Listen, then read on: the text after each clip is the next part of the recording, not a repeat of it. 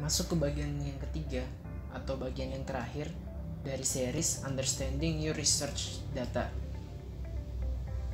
Bagian ini kita akan membahas terkait dengan masalah eksplorasi data atau gimana kita memanfaatkan data ini sebagai media untuk bercerita, untuk menyampaikan apa insight dari data penelitian yang dipunya.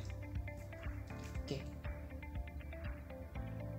Seperti yang dijelaskan sebelumnya di video pertama bahwa deskriptif data itu dibagi secara umum menjadi 3. Yang pertama itu adalah numerik, yang kedua adalah tabel, yang ketiga adalah grafikal. Nah, yang pertama adalah data numerik.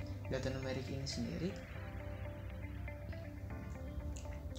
dibagi menjadi 2 kategori kelas. Yang pertama adalah pengukuran data yang terpusat, atau contoh sederhananya adalah mean, median, modus, artinya mengukur atau mendeskripsikan data berdasarkan dengan pusat datanya. Nah, sedangkan yang kedua adalah pengukuran persebaran data, atau contohnya adalah variance, kuartil, kemudian range, kemudian standar deviasi, kemudian variansi. Itu adalah bagian dari pengukuran persebaran data. Tujuannya adalah untuk melihat atau mendeskripsikan data berdasarkan persebarannya, atau mungkin juga untuk bisa melihat bagaimana si data ini tersebar, atau sebagaimana data yang dipunya itu memiliki persebaran atau varians. Kemudian kita akan fokus membahas mean, median, modus yang mungkin ini akan sering digunakan. Kapan sih kita harus menggunakan mean? Mean itu digunakan ketika data yang kita ukur adalah data yang kuantitatif atau data yang numerik.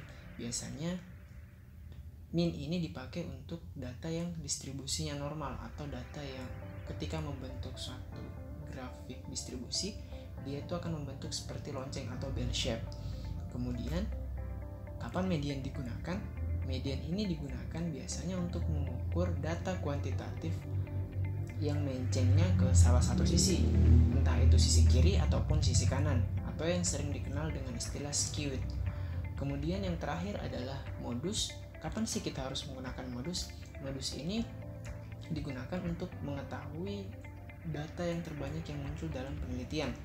Nah, biasanya dipakai untuk data kualitatif, tapi bisa juga dipakai untuk data yang kuantitatif, untuk mengukur frekuensi dari data dari kelompok data.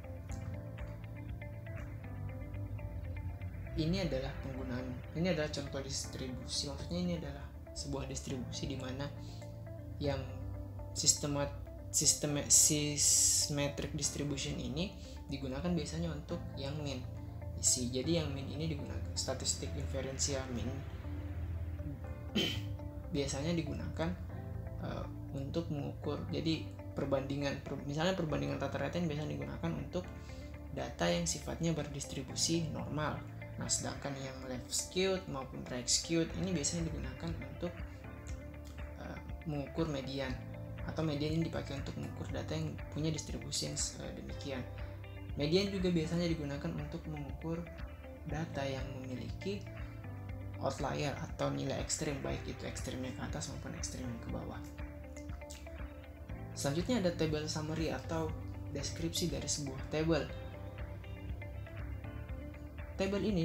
Pendeskripsian table ini secara umum biasanya kita kenal ada yang namanya pendeskripsian secara frekuensi, di mana secara frekuensi ini biasanya dia akan menggambarkan bentuk numeriknya, dan ada juga yang menggambarkan bentuk kategoriknya. Nanti setelah kita melihat bagiannya, kita akan melihat contohnya masing-masing. Yang kedua adalah cross tab atau cross tabulation, di mana sama dibagi menjadi 2 juga.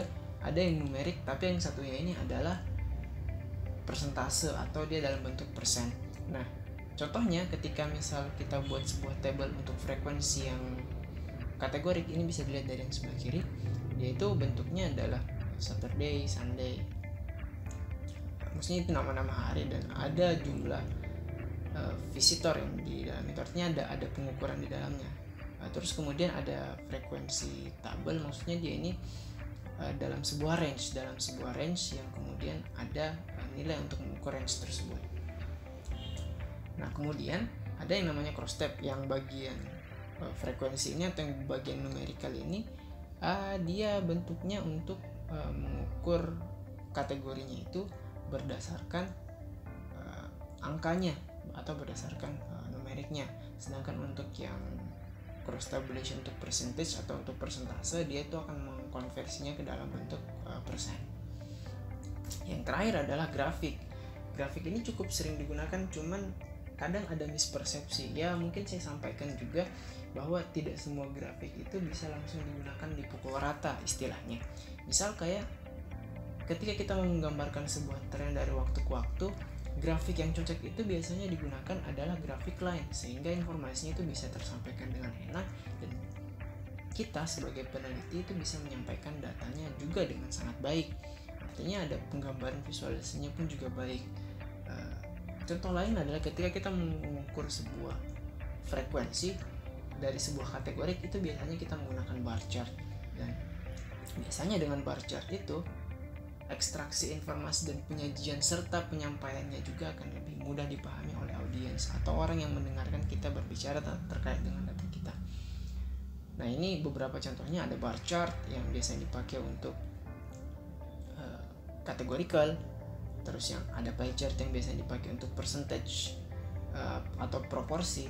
Terus mungkin ini yang ini bagian dari statistik, tapi mungkin jarang digunakan secara umum, tapi ini ada yang namanya box plot. Box plot ini biasanya untuk mendeteksi outlier tadi dan juga menggambarkan measure of spread-nya atau pengukuran data tersebarnya tadi, persebaran datanya tadi.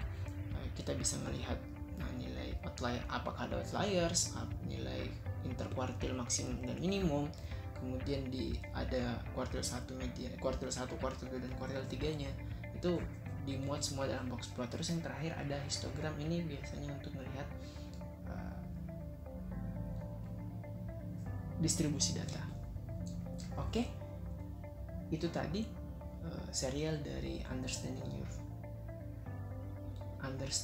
your research data, mulai dari yang pertama pengenalan statistik dan statistika serta pengenalan dasar lainnya. Terus yang kemudian di bagian kedua itu ada pengenalan terkait dengan data, populasi dan sampel, dan terakhir ini ada terkait dengan masalah deskriptif statistik. Oke, cukup sekian mungkin dari series ini. Sampai berjumpa lagi di seri-seri berikutnya. Sekian, terima kasih banyak dan sampai bertemu lagi.